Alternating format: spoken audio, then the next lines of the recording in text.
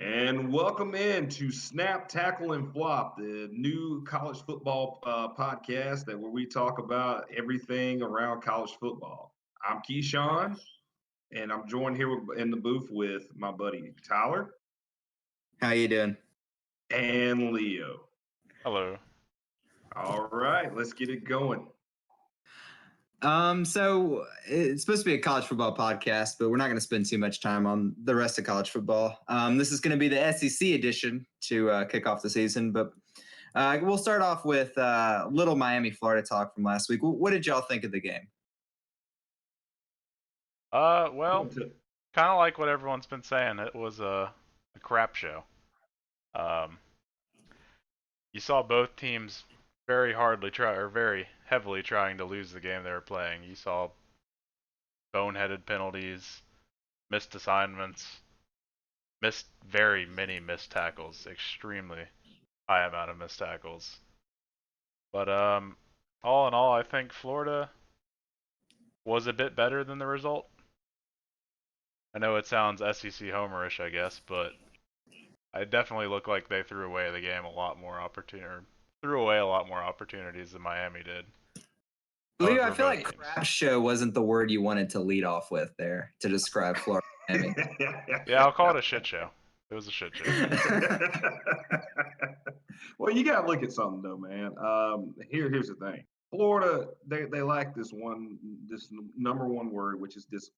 And that's what it was. You have Felipe Franks out on the sidelines trying to hype up the crowd, getting in front of the camera and trying to, talk about I'm the number one, I'm the best. It just was, he lacked discipline. Dan Mullen's going to have to get control of that team if they think that they're even going to contend this season, because they've got some big games coming up here on their schedule. But even still, just looking at the game, come on, pass interference. How can you be on fourth down and not be able to stop? And It's 30-something yards. Down and 30, yeah. And you cannot stop the team and get off the field because of a what?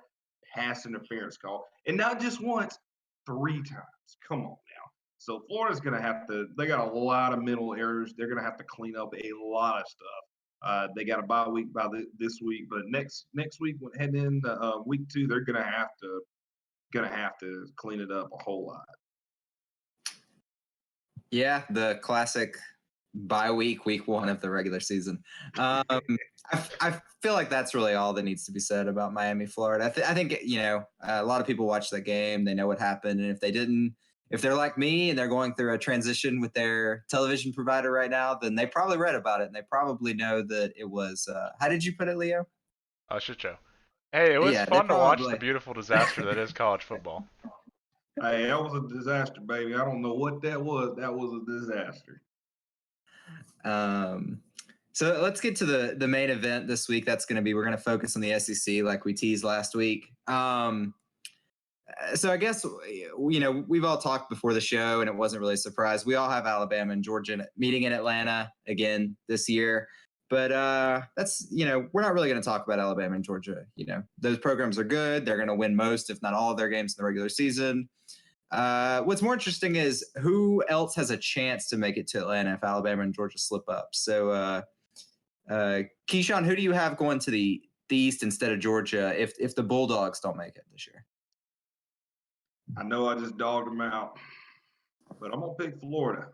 Florida really is the only team in the East that I feel that can pose a threat. I said this, and I said this off the air, but I'm gonna make another bold prediction here. The SEC East will be decided in Jacksonville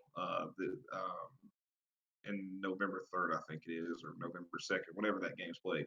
But that is when the SEC East will be decided. And if Florida gets themselves together, I think they will be the SEC East champions, playing somebody from the West in Atlanta.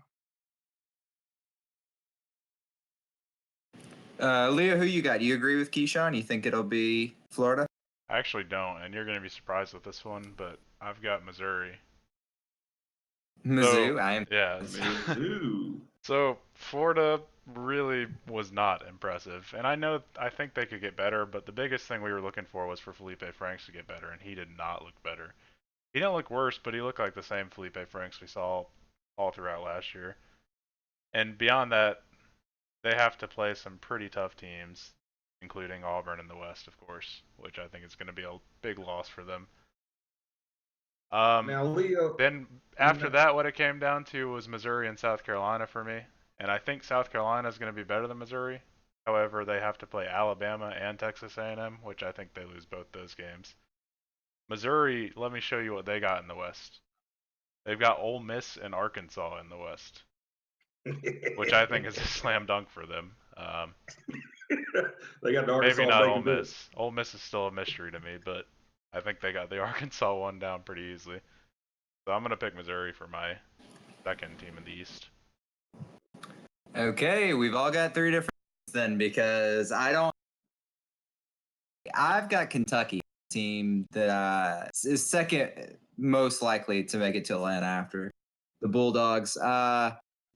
Kentucky has their quarterback back, unlike Missouri. And Florida has their starter back, but I've seen enough of Felipe Franks and looking at the box score, reading the stories from the game. I don't think I need to watch that game to know Felipe Franks. At least right now, the same passer he's been for the last couple of years that we've seen him in college football.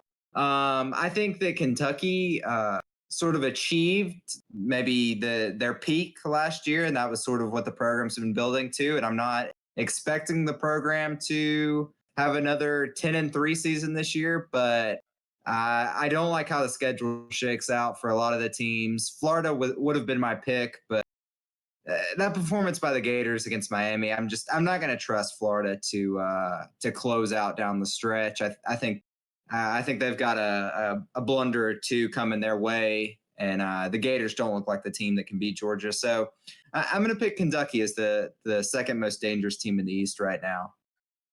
Well, can I ask both y'all a question? But for both y'all's picks, okay. So Tyler, I go with you first. Kentucky.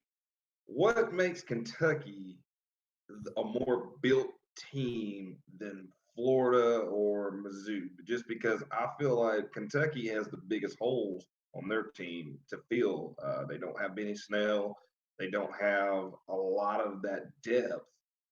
So why do you? Well, so like player wise, I guess more like player wise, what do you think is gonna like help them really get back, really come in second in the East? For me, it's all about quarterback play. Tyler Wilson, he completed just over 67% of his passes last year. Only 11 passing touchdowns and 8 interceptions. That's not a good number. You definitely want a bigger margin there, especially when you got to replace the absence of Benny Snell. But Wilson was also a ground threat. Rushed for over 500 yards, averaged 4.1 yards a carry. I really just like the leadership I've seen out of Wilson the most. The running back AJ Rose is back from last year. He got the second most carries, only 71, but he averaged 6.2 yards in the ground. Kentucky's got some guys back. Other than those guys, I think Kentucky has a good group of guys that they can sort of build around. And like I said, for me, it's more of I don't like what Florida showed against Miami, and maybe I'm overreacting, but so I'm jumping off the Gators bandwagon right now, and I'm going to roll with the Wildcats. You want to know how many? You want to know how many sacks Josh Allen had last year? How many? He had 17 sacks. He's no 17 longer there. sacks. He is now at my Jacksonville Jaguars. I think that's going to be a big blow to Kentucky, along with, of course, Benny Snell with his 1,500 yards rushing. Are you saying 17 sacks isn't that's not just a number that you sort of replace? I am saying that. Yep, I am. Well, you got to remember something too. I mean, I'm going to be honest. I think me included in this, everyone overreacted after this Florida game. I'm not just saying that because I'm picking Florida to win the East. But here's the thing: Florida, it's week 0. I can't even say it's week 1, but it was week 0. And the thing is, the guys are still getting the kinks worked out and everything, still trying to get in a rhythm.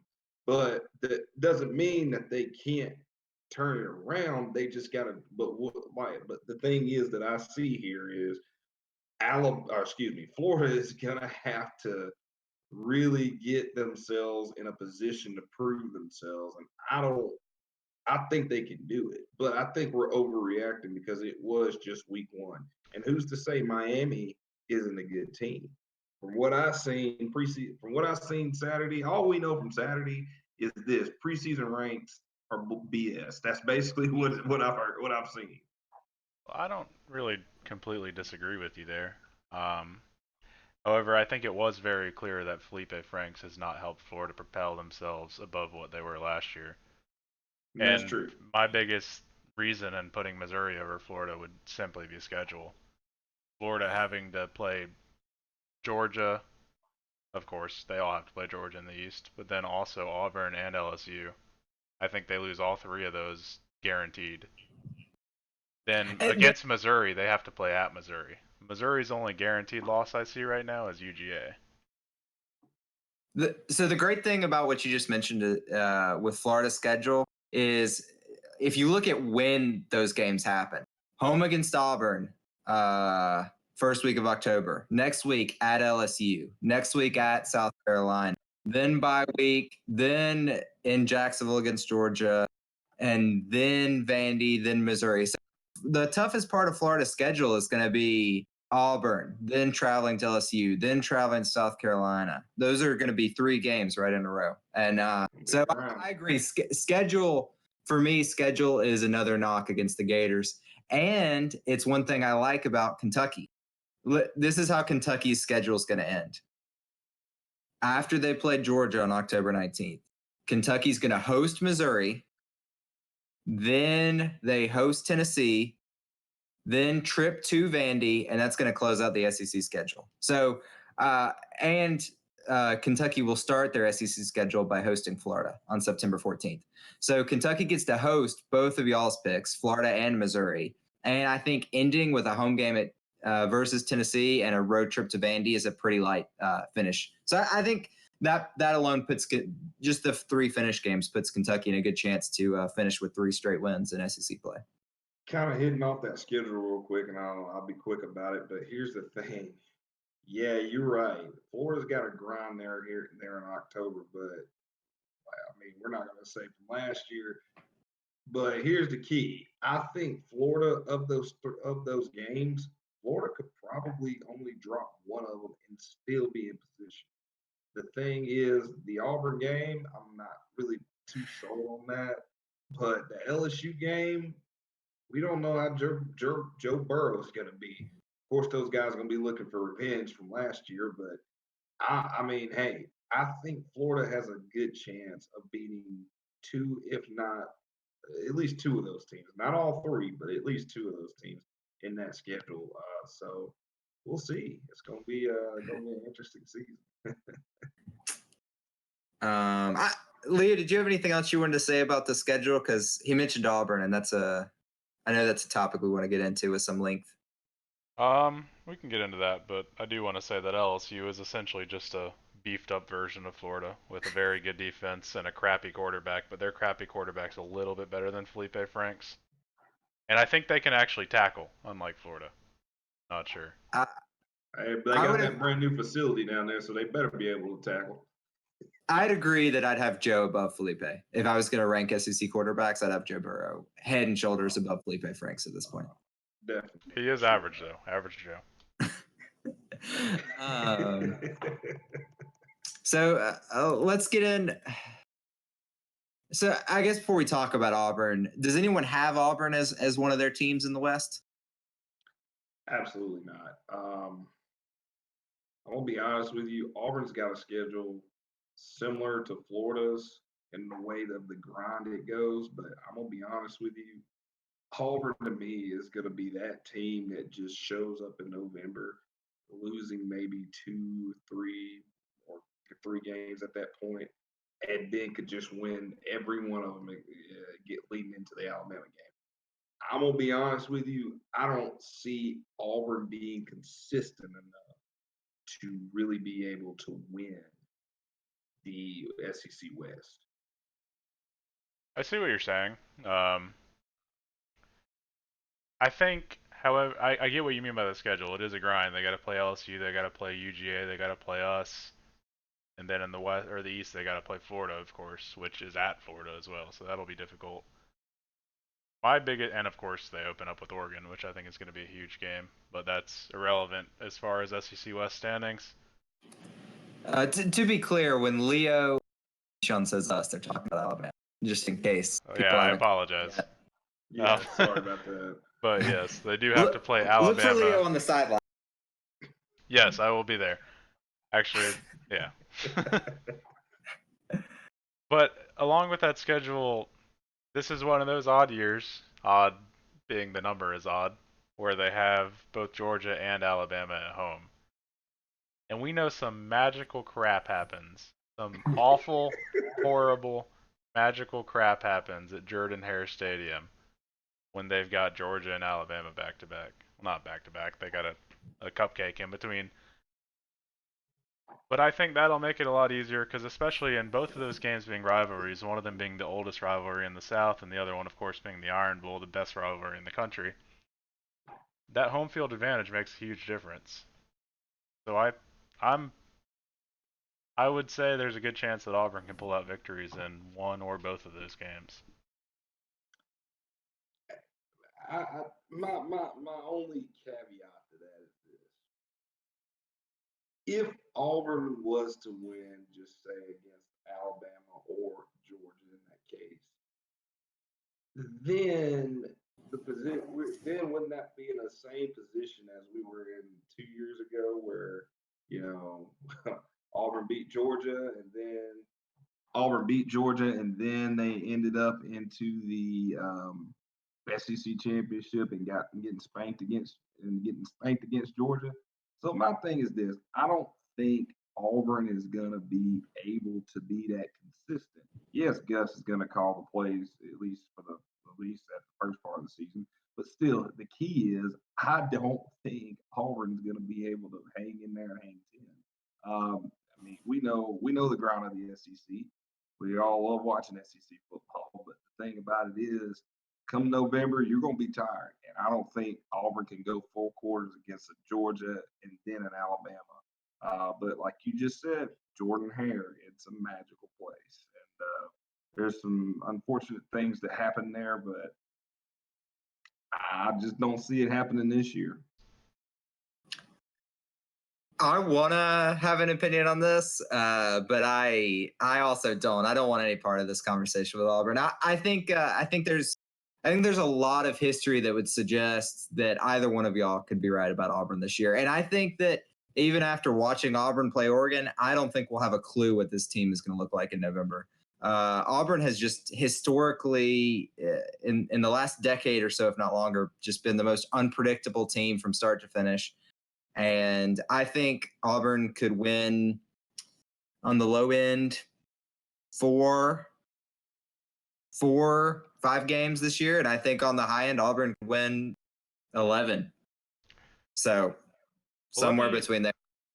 Let me reiterate on my point before. I didn't say that Auburn is my second for the West. My second for the West would actually be Jimbo Fisher at Texas A&M. Ooh, A&M. Why? The reason I say these things about Auburn is that I'm just scared of the rivalry games with them and sort of a lot of it comes from 2015 or 2017, sorry. A lot of it does come from that. It seems like a similar year. But I also think they're going to go into that game with losses to A&M, particularly a loss to LSU and potentially a loss to UGA. But I think they could still win the Iron Bowl. But I think A&M, as far as their SEC schedule, I mean, look at it real quick. They've got the Auburn game. They have LSU, I believe, at home. No, they play at LSU. Okay, and they play at Georgia, so that will be difficult. It's a toss-up for me, honestly, but I would probably put A&M ahead of Auburn just due to the coaching benefit they have with Jimbo Fisher over Gus Malzahn, the high school coach. So would you have Auburn third then? Yeah. For me, it's mostly on coaching because I think they're all pretty close. LSU, Auburn, and A&M. I would just put the best coach first. I'd have Auburn third as well. Just kind of going back, I was looking at the schedule a second ago. I think to me, there's going to be a trap game in here, and Auburn's going to could lose a game depending on how they are to Ole Miss late in October, early November, because again, Auburn's going to be tired physically heading into the November schedule. And yes, they got Georgia and Alabama coming down the pipeline. And I think that, in addition to having to play that Ole Miss team early in November, it's not going to be easy and have to come off playing LSU a week before. Somewhere in there, they're gonna give up a little bit.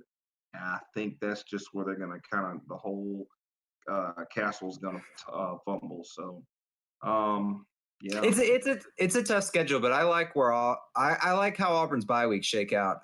Bye week after Florida, before Yeah. a road to Arkansas, and then at LSU, then the Ole Miss game, which I agree could sort of jump out, but I think a bye week after that is going to prevent the team from looking ahead to Georgia. So really, it's going to be all about shaking off either the highs of the win over LSU or the sort of the lows and the negatives that would carry over from a loss in that game. But and then then Sanford before the Iron Bowl. I like how Auburn's schedule shakes out with sort of their easier games or bye weeks before some of the games they need it the most.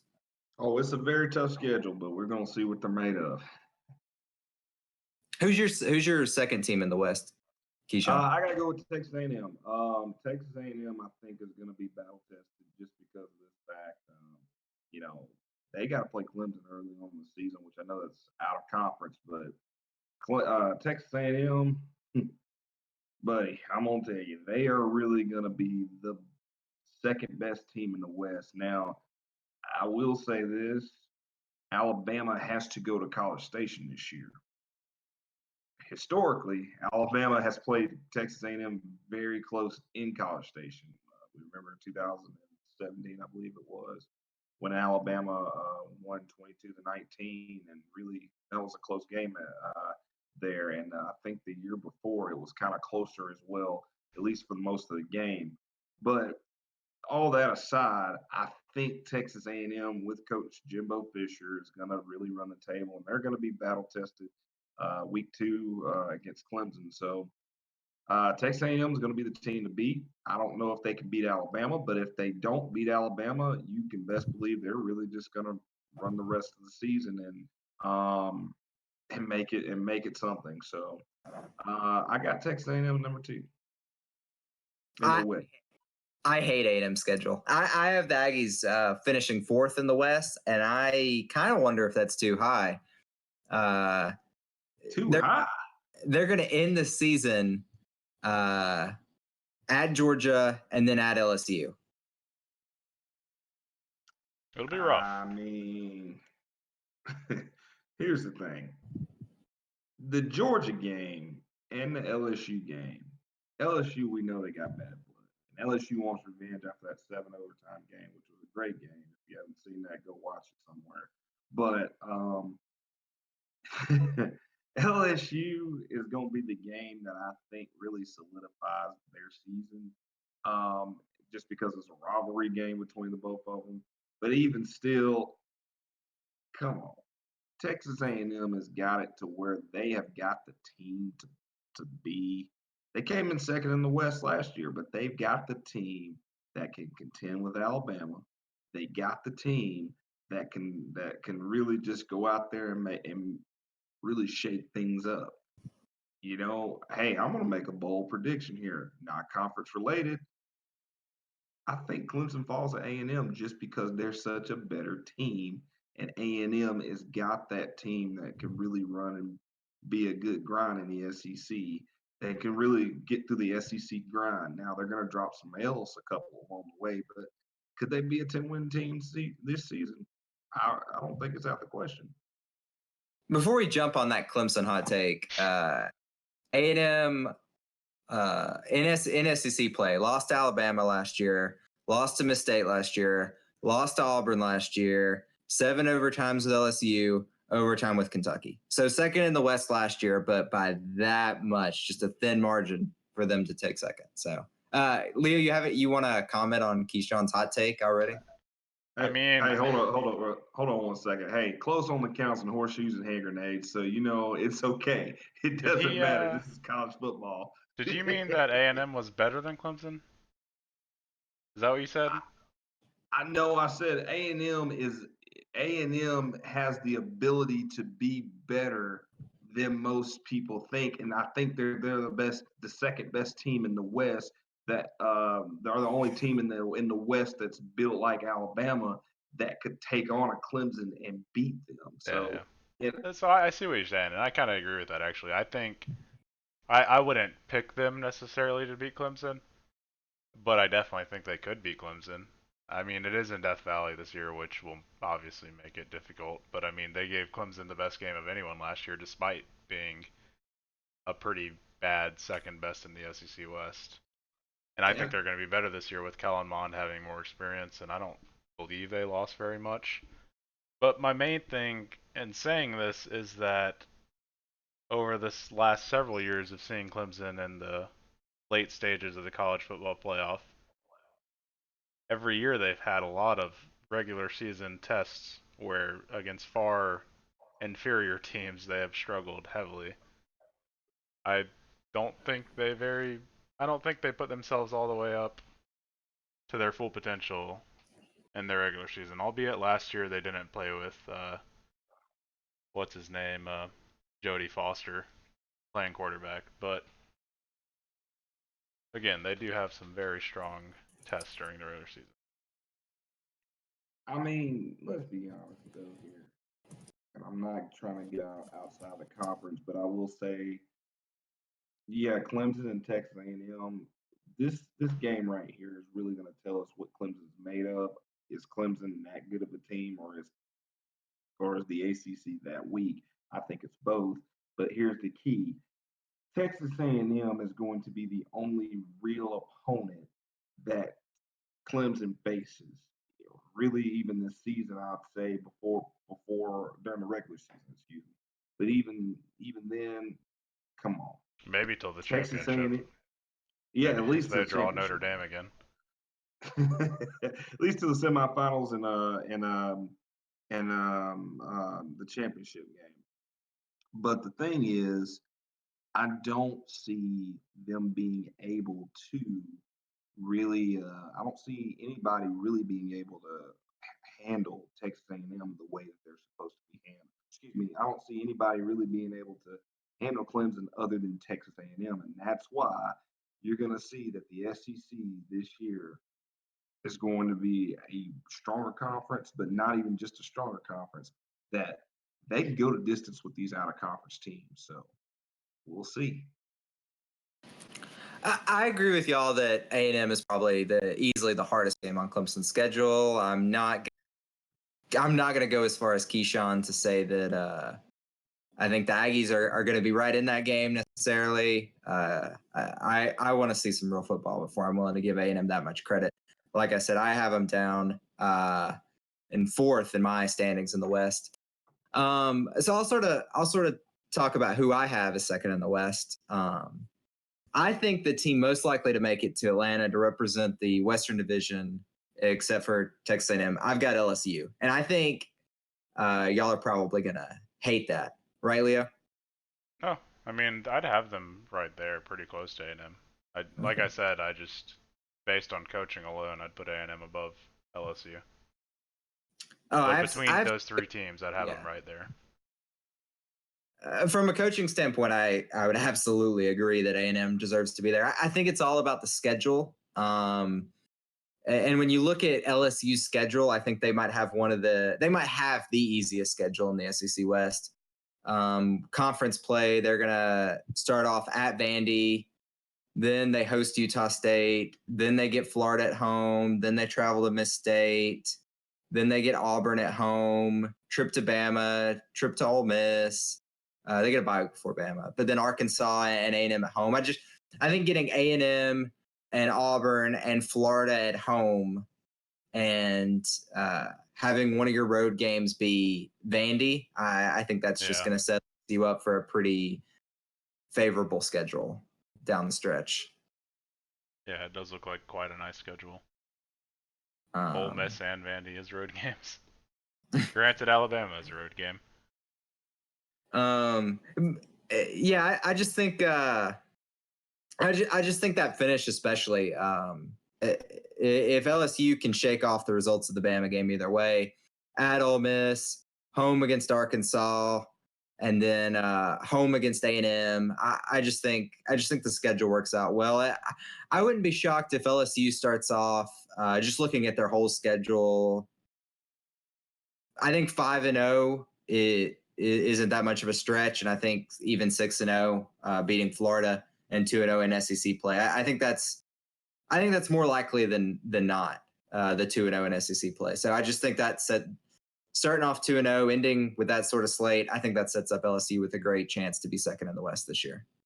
Now, is Auburn the team that's given them really bad fits at home the last several years? I know we obviously have, but Alabama, sorry. I know Alabama has given them fits in Death Valley, but hasn't Auburn also gone in there and won at Death Valley multiple times, or am I mixing that up?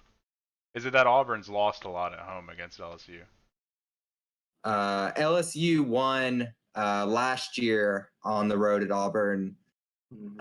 Isn't it that they've like switched lost basically? at Auburn in 2016?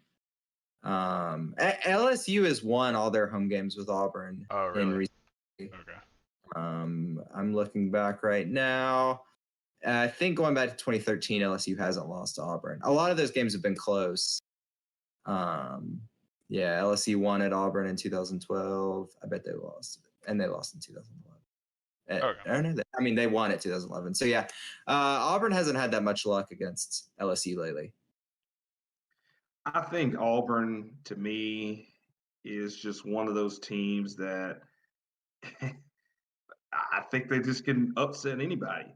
But I think at the same time, LSU has the best chance of anybody to beating Auburn, other outside of Alabama, of course, or at that point in the season.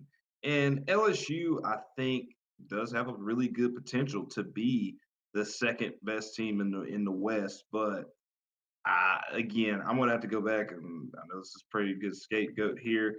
I don't think Joe Burrow has got enough moxie or anything in him to really be a good, really lead that team to really have a rally cry. Don't get me wrong, LSU has come a long way, but I think Joe is just really an average Joe. And what did Joe do to you?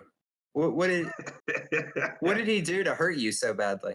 Well, I mean, besides the fact, playing with the Tigers down there, but my point is, my point is, Joe is he's a good quarterback. He's the people's champ. I think one day if he makes it to the NFL, I think he'll be a good quarterback on a team, just on a team.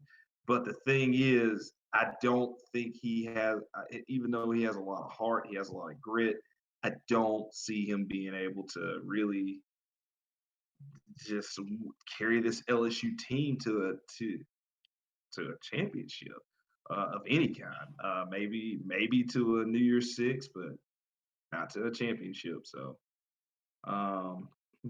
yeah, I just don't think he's built to lead that team in the way, and I don't think he has enough pieces around him. But we are going to see very quickly.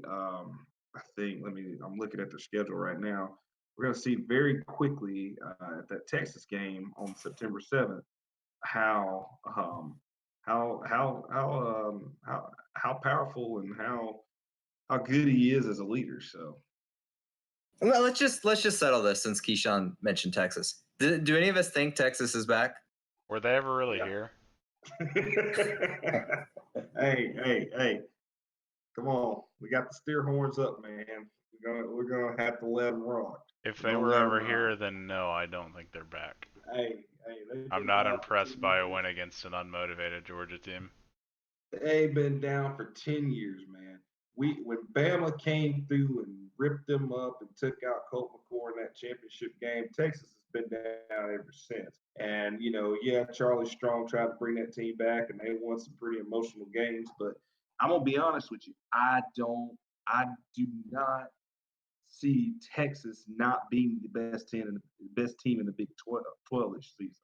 So Texas That's a is strong one. back. See, Texas is the only back. argument I've I'm really seen telling for you. them being back is that they beat this Georgia team. However, they conveniently use that one game and completely ignore the game against Maryland, where they lost to freaking Maryland. Hey, you got to remember something though, Leo. You got Maryland's back. Maryland is They're back. No, Maryland ain't got they're nothing. back. Let me tell you something about Texas. Texas has the one. Texas could have won the Big 12 last year. Could have won the But they Big 12, didn't. and they didn't. They were But up you know by a what? touchdown, and they let Kyler Murray score 2 touchdowns in what, 2 Hey minutes? man, when you got a Heisman Trophy winner, I mean, come on, you can't beat that. But don't get me wrong, that was a Heisman performance. But what I'm trying to tell you is that you don't understand. Texas is the only team in the Big 12 that can win. They will, I think, run the table and beat Oklahoma not once but twice I this year, disagree. even with Jalen Hurts. I mean, I do not see why Texas is not back. Texas won more than 10 games last year. They are back. They are back. I'm telling you. Don't get me wrong. There were some close wins in there, but a win is a win, and it's like I told you, close only counts in horseshoes and hand grenades. But this is college football, baby. 1 point, 5 points, 10 points, 7 points. Doesn't matter. If you win, and that's the way it goes. Not only do I disagree with Keshawn, I don't think Texas will get the chance to lose to Oklahoma for a second time because I don't think Texas will be in the Big 12 Conference Championship game. I think they'll be watching from home. Who do you think will be in it? That I don't have strong feelings about. I do think Texas will be there, but I mean, Texas is the only team in the Big 12 that I think could be there outside of Oklahoma. And I mean, like I told you again, I've got Texas winning the Big 12. I said this last week in our preseason predictions show, but again, it doesn't matter. Texas to me is back because they got the moxie, they've got that talent on the wide receiver and the running back, and they just really they've got it. They got it all, and that's they got the heart, and because they believe, and because that coach has the locker room out there. Don't get me wrong, Lincoln Riley might at that point in the season might be looking at trying to take over Jason Garrett's job at the Cowboys, but that's another story for another day. All I'm saying is Texas is back. I'm gonna strongly disagree with all of that. Yeah, I don't think Texas is going to beat LSU. I don't think Texas is going to beat Oklahoma. And when Texas has to end the season at Iowa State and then at Baylor the next week, and then they get home against Texas Tech, which Baylor? You think they can lose the Baylor's Baylor? gonna be all right this year. Man, come on. I think those two back-to-back home games, or not home games, those two back-to-back road games right before they finish the season against Texas Tech. I think that's probably I think Texas is probably in contention at that point still for the Big 12 championship game, and I think that one or both of those games send the Longhorns out the door for the championship. I mean, outside of Texas, it ain't TCU. It really ain't. It ain't Kansas. It's for sure ain't Kansas. No matter how what Les Miles tries to do out there. The key is, I think Texas will be in the Big 12 championship game. Will they win it? Just that's to be determined. But they're back. It doesn't matter. Well, what does back even mean? What does Texas have to do to prove they're back? Were they ever here? Now, let me tell you who I'm excited to watch in the Big 12, though. I'm excited to watch Mr. Bison, Chris Kleiman, at Kansas State. See what the 5-time, 6-time, what is it, like 6 times in a row national champion in the FCS? I want to see what he does at Kansas State. I don't think it'll be this year, but I think they're going to be an interesting team. Probably, definitely not this year. Yeah, they do have talent. I don't have Yeah, it's not that Kansas State doesn't have talent, but it won't be what he's used to.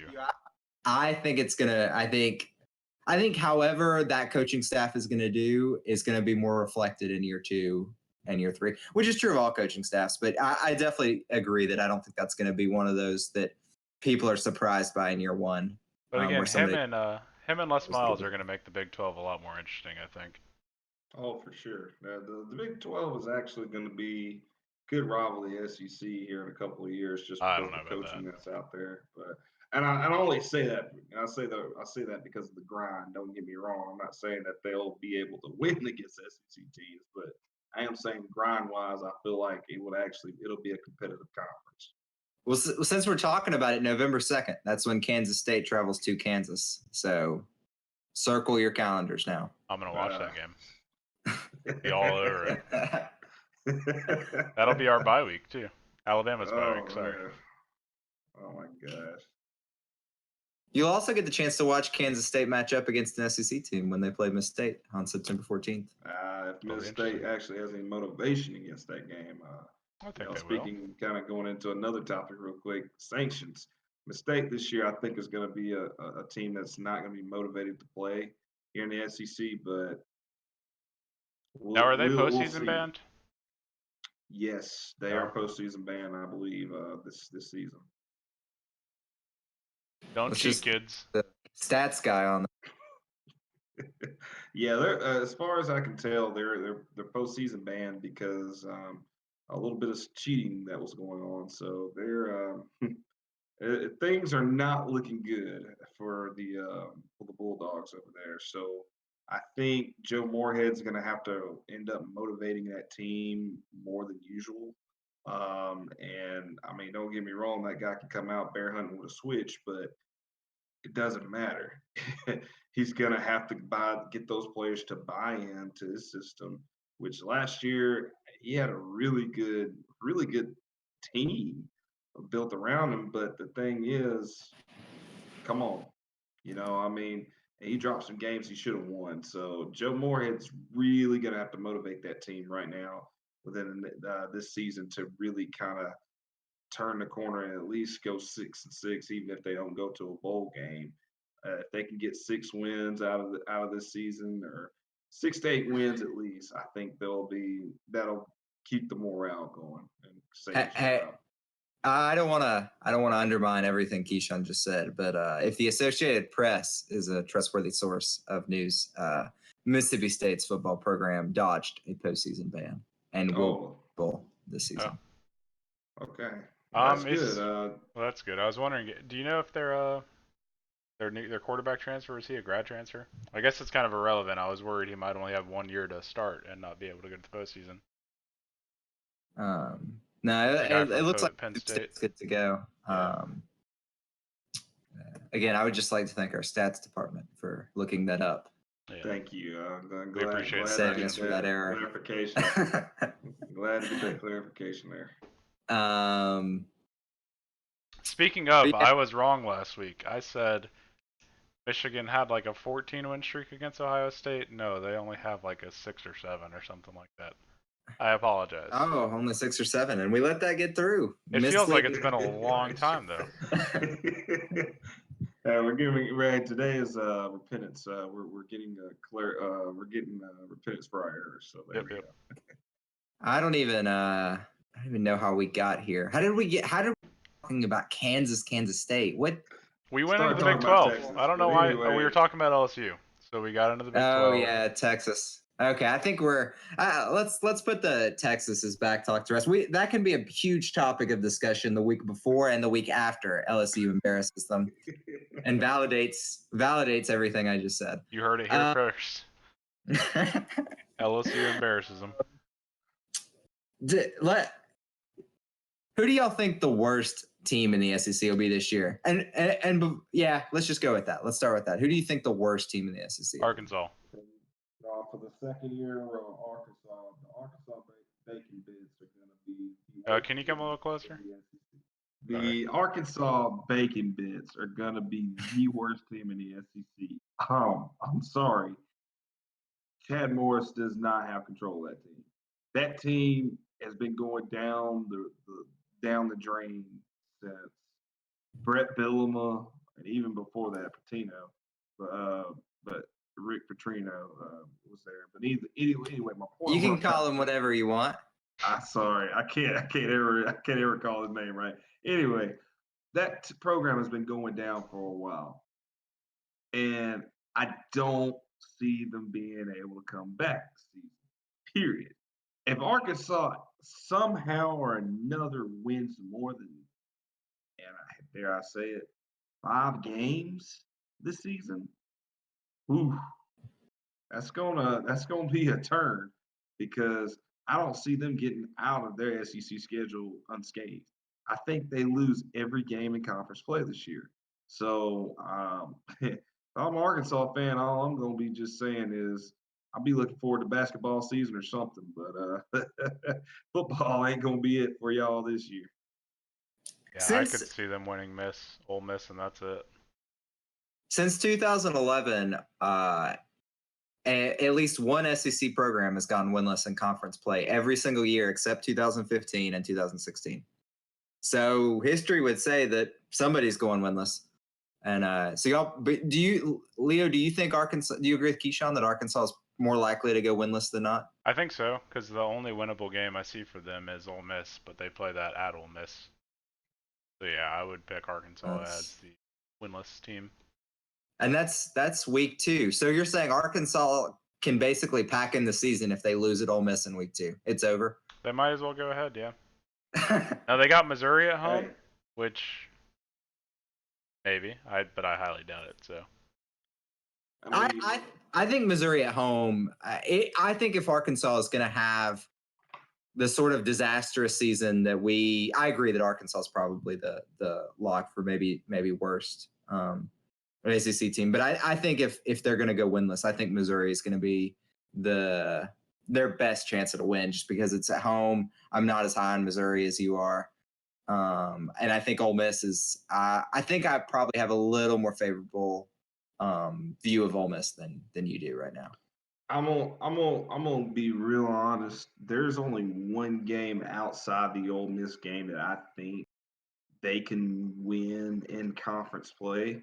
And I'm about to get really hammered when I say this. It's gonna be Kentucky. Kentucky is the only team that I think they could possibly pull an upset, but it is not because that Arkansas is good. I just think they just have that little fight in them. That's like, hey, let's try to win a game here, guys. So I love that we all crapped on each other's second place picks. We really did. Hey, all I'm saying is Kentucky could lose to Arkansas. Now, is that going to affect them in the East race? Definitely not. But the only thing about that is that I understand is I just don't. I don't understand. I'll say it like this. I don't see Arkansas really getting out of the SEC schedule winning a game. That's the only one outside of Ole Miss that I see them winning. And honestly, Ole Miss better not take that game lightly because Arkansas is going to be playing as hard as they can. And then I will say this: Texas A&M game that Arkansas plays in Dallas every year. I think it could be a close game, but Texas A&M is going to run away with it after a while. But I think Texas A&M is going to come to the fourth quarter and they're going to win by 2 touchdowns. Not that it wasn't a close game during the whole other 3 quarters. I just think Texas A&M can pull away from them if it got to a close game. So Arkansas better come out swinging. So I had another team. Let me float this by you. What about Tennessee going winless? How likely do y'all think that is? Absolutely not. I think Tennessee, I won't say they're bad because they're not. They're nowhere. But I will say this: Tennessee, old Rocky Top. I'm gonna tell you something about Rocky Top. Rocky Top can pull off some W's. They beat Auburn last year. They didn't see that coming. But at the same time, I think old Rocky Top could win some games and win a couple of games, keep a couple of games pretty close. Bold prediction here. I think they can actually keep Alabama a pretty close game. I'm gonna heavily agree with Keshawn here, actually. So Tennessee last year, 2018, 21st in the country in recruiting rankings. This year, they were 13th in recruiting rankings.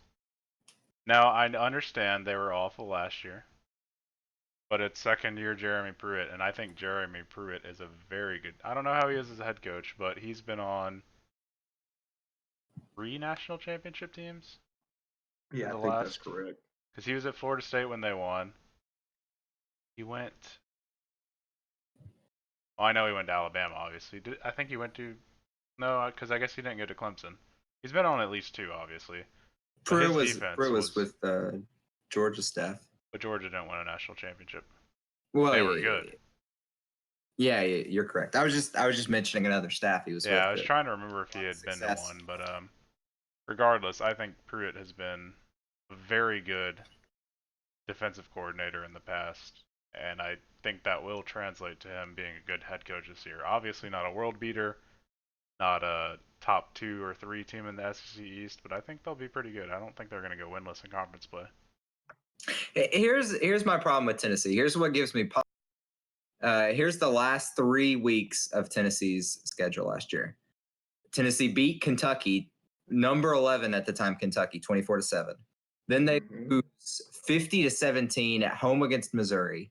Then they lose at Vanderbilt, 38-13. Vanderbilt's scoring 38 points on them. Tennessee's just, Tennessee is unpredictable, but here's Tennessee's schedule this year. At Florida versus Georgia. They get a bye week between those, but I don't think that matters for the Georgia in getting prepped for the Georgia game. Home against Miss State, at Alabama. What do you mean win? I think they beat Miss State. Oh, you're saying you think Miss State's a win? I don't. I mean, it could be. I think that. I think Miss State and at Missouri at the end of the season are again at Missouri, just to keep crapping on your pick. Loss. The best chances Tennessee has. Kentucky. but they're going to be at Florida, bye week, then Georgia. I think that's probably 2 losses. Miss State, I agree that could be a win. Then they're at Alabama. We all think that's a loss. Well, hey now. South Carolina, don't feel great about that. 13 in a row, son. Home against UAB before they go to Kentucky, which obviously I think is a loss. Then bye week, then at Missouri, which I think is probably the best chance Tennessee has at a win, and then home against Vandy, which I'm right think now a better saying chance than beating Vandy? Yes. You sound I like feel Dan better. Wolken. I feel better about Vanderbilt right now than I feel about Tennessee. I don't think I'll ever feel good about Vanderbilt because every time, the most recent time I heard them hyped up, not including this season, was when Alabama was about to go in there, and maybe it wasn't Dan Wolken. I think that was Barrett Salee said that they were gonna Alabama. No, it's Cole Kubelik, who's usually pretty level-headed. I might be wrong with that. It was someone sort of level-headed, but they said Alabama would struggle to score 14 points on them on that defense. And then we went in there and scored 59. So there's your. All I'm going to say to Cole Kubelik on that is 59-0. And then all I'm going to say to that is 2 words, Tua Tagovailoa. You have to go back to 2015 to see a year in which Tennessee beat Vanderbilt, by the way. Okay. Vanderbilt's on a streak. Okay, but I don't see them being more likely as a win for Tennessee than Missouri, because Tennessee's been awful since 2015, so yes, you have to go back a ways. All I'm saying is Tennessee, to me, is the one team in the East that has potential to be better, but they still have a long way to go. Did you say has the potential to be better? Yes. What I mean by that is they're the one team in the East that I think, well, you will be sitting here maybe 2-3 years down the road talking about this. Tennessee could win the East because whoa. I'm not crapping on Tennessee's 2021, 2022 seasons. I'm just crapping on the upcoming one. I know. And again, it's rightly so. I don't think that Tennessee is ready to be a contender with the big boys right now, but I do think that Tennessee is a level-headed team that we're going to be sitting here a couple of years talking about, oh, that's that Tennessee team that, struggled all through the 2010s. And now look at them. So I'm going to be honest with you. Tennessee ain't going to be bad, but they ain't going to be good either. So I think Tennessee, we'll really know. This is my prediction on Tennessee. I think Tennessee goes 6-6 and goes to a bowl game. Jeremy Pruitt's job is saved at that point. And I think the hostility right now in Tennessee goes down. But is Jeremy Pruitt's job not safe if he only wins 4 games this year? Tennessee fans are crazy. But I'll be honest with you. Pruitt's got a longer leash than that. But I would say, to add on to all this, and part of the reason I believe in Tennessee is because I think it's all because of Pruitt for me. I think, and they've recruited pretty well, but Pruitt for me is a dark horse candidate for replacing Nick Saban in the unfortunate event that he decides to retire. We'll pray that never happens. But I gotta give you that. Pruitt could, but at the same time, we're not going to talk about Saban's replacement. All I'm going to say is Pruitt has got a system there at Tennessee that's going to be able to contend and win, but it's going to take players and recruiting to really get that system back to where it's going. And Tennessee is going to be a team that we're going to, like I said, going to be talking about in a couple of years. It's like, crap, Tennessee, or they're going to be like, well, the Tennessee-Georgia game, man, that's going to be a pretty big game this weekend, so I mean, you could see a top 10 matchup in that game in a couple of years. But for me, Tennessee's not a bad team. I think Tennessee's just got to get back to a point of their former glory, and that's not going to be easy. So, Leah, would you pick Tennessee or Texas if they played? Texas. I would too. I was just kind of hoping that you'd pick Tennessee. The East is really bad. To get after Keshawn. Since Pruitt's job security came up, what coaches do we think could go this year? Well, I'm gonna be honest with you straight out the gate. Gus Malzahn. I'm not saying that because he's an Auburn coach, but I am saying this because he's got a short rope. If he loses this Oregon game week 1, I mean, he's going to have to take a lot of convincing. He's going to have to get out and fight the rest of the season. It's going to be an uphill battle. Outside of him, of course, Chad Morris, and really, he's only had 1 year. Doesn't matter. It's Arkansas. Huge switch in philosophies. Chad Morris. I don't think Chad Morris is on that. I think Arkansas can have another horrible year, and I think Chad Morris has got another shot. And then I'm going to give you my last one right here, Matt Luke. I think Matt Luke is also going to be on a hot seat if he can't get that Ole Miss team going this year. So those are my 3. Of those 3, I think Gus actually has the best chance. But yeah, I mean, that's what I'm going with. So I have 4 teams that could get rid of 4. So South Carolina with Muschamp. I think if they severely underperform this year, he could be gone. Vanderbilt, I think if they overperform, then what's his name? Derek Mason could be gone. Because Vanderbilt won't have the power to keep on him. If they go 9-3 or something, he's gone. The better pastures. Okay.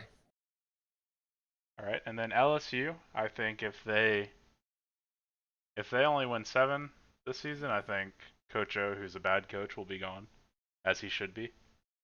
Because LSU deserves more than Coach Orgeron. And then Ole Miss, if Ole Miss sees potential or wants more than Matt Luke, they'll get rid of Matt Luke because I think Matt Luke has no destiny to ever be good at coaching college football. I think Matt Luke was a similar to Orgeron, right place, right time, hire for Ole Miss. But I think because of how recent the troubles were with the NCAA, I think Ole Miss would have to have just a. I can't imagine Ole Miss having the sort of down year that I think it would take for Ole Miss to actually get rid of Matt Luke this year. For me, it's more they'd have to have an opportunity to get someone in his place.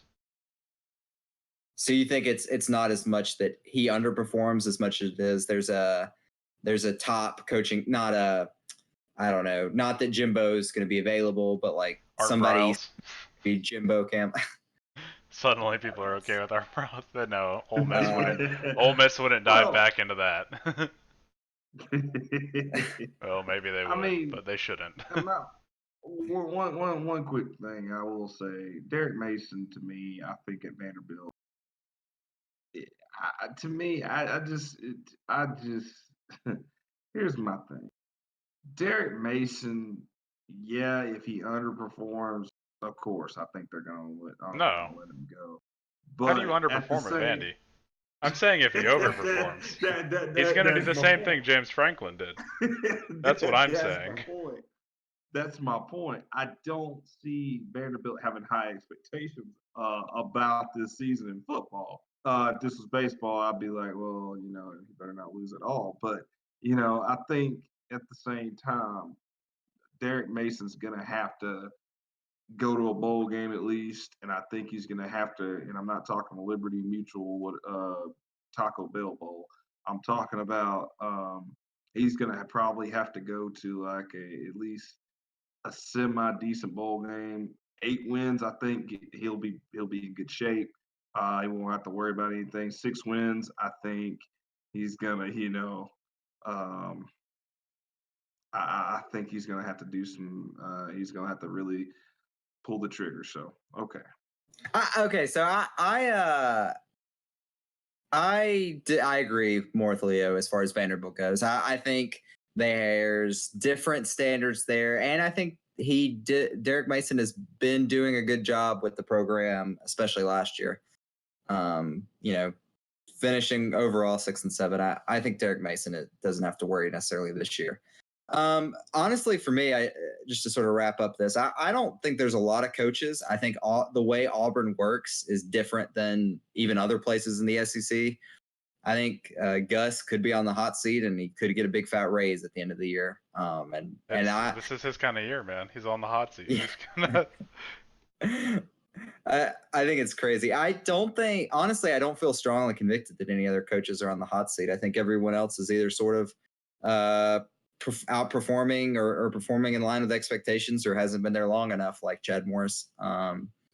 Luke is probably, if you have to pick someone, Luke, Orgeron, maybe even Barry Odom sort of jump out. I think Orgeron, if LSU fans get sick of being the third best team in the West and just not having a shot against Alabama, I could see LSU making a change. I think that's a lot of why LSU made a change when they got rid of Miles. So, I could see that. I don't think LSU is going to have the sort of year that you normally see before a coach gets fired, even in the SEC. My only caveat to that is that Ed Orgeron, he's a player's coach, but you look at that LSU team. LSU to me is too good of a position than they have been. But the one thing they can't do is what everybody else in the SEC is trying to do is beat Alabama. So, LSU, they're going to contend. I don't think they'll beat Alabama this year, but at the same time, who are you going to get? If you got rid of Orgeron, who are you going to get? To me, it's just I don't feel like there's a better person right now at LSU that can embody that program than Ed Orgeron. Saying a couple of years, sure, they might get somebody if he hasn't done the job, sure, but I don't think this is Ed O's last year unless he just drops a really big goose egg. I don't see them getting rid of him at all. I think my biggest problem is just seeing teams like Houston or Texas gets Tom Herman. Who is it?